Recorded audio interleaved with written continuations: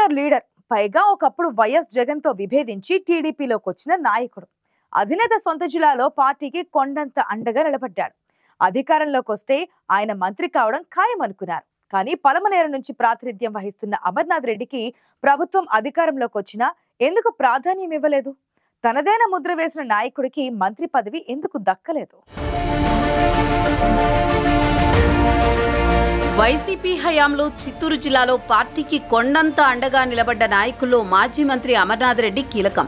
యువగళం పాదయాత్రలో కీలక పాత్ర పోషించారాయన. మొన్నటి అసెంబ్లీ ఎన్నికల్లో పలమనేరు నుంచి గెలిచిన అమర్నాథ్ రెడ్డికి మంత్రి పదవి ఖాయమనుకున్నారంతా. కానీ కూటమి భారీ మెజారిటీతో అధికారంలోకి వచ్చినా అమర్నాథ్ రెడ్డికి మంత్రి పదవి దక్కకపోవడానికి కారణాలేంటని చిత్తూరు జిల్లా వ్యాప్తంగా చర్చ జరుగుతోంది.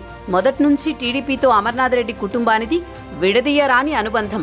ఆయన తండ్రి మాజీ ఎంపీ రామకృష్ణారెడ్డి టీడీపీలో కీలక పదవులు చేపట్టారు. అయితే అమర్నాథ్ రెడ్డి 2014 ఎన్నికల ముందు అనూహ్యంగా వైసీపీలో చేరి ఎమ్మెల్యేగా గెలిచారు. అయితే ఆ పార్టీలో ఇమడలేక పెద్దిరెడ్డితో పొసగక తిరిగి టీడీపీ గూటికి చేరారు.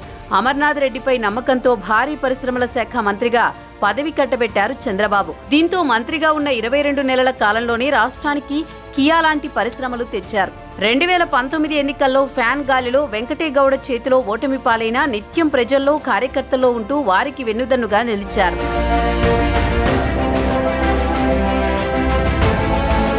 పార్టీ చేపట్టిన ప్రతి కార్యక్రమాన్ని పలమనేరు నియోజకవర్గంతో పాటు రాయలసీమలో ముందుండి నడిపారు అమర్నాథ్ రెడ్డి. యువనేత నారా లోకేష్ చేపట్టిన పాదయాత్ర సూపర్ సక్సెస్ కావడంలో మాజీ మంత్రి పాత్రే కీలకమంటారు పార్టీ తమ్ముళ్లు. లోకేష్ తో పాటు 6 పదుల వయసులోనూ యువకుడిలా ఉత్సాహంగా రాయలసీమ అంతా తిరిగారు అమర్నాథ్ రెడ్డి. నారా లోకేష్ కూడా పలమనేరు బహిరంగ సభలో మాట్లాడుతూ అమరన్నని మంత్రిని చేస్తామని మాట ఇచ్చారు. 2024 ఎన్నికల్లో కూటమి విజయ దుందుమి మోగించడంతో నియోజకవర్గ ప్రజలంతా అమర్నాథ్ రెడ్డికి మంత్రి పదవి ఖాయమని భావించారు. అయితే ఆయనకు అవకాశం ఇవ్వకపోవడంతో టీడీపీ శ్రేణులు విస్మయానికి గురయ్యారు.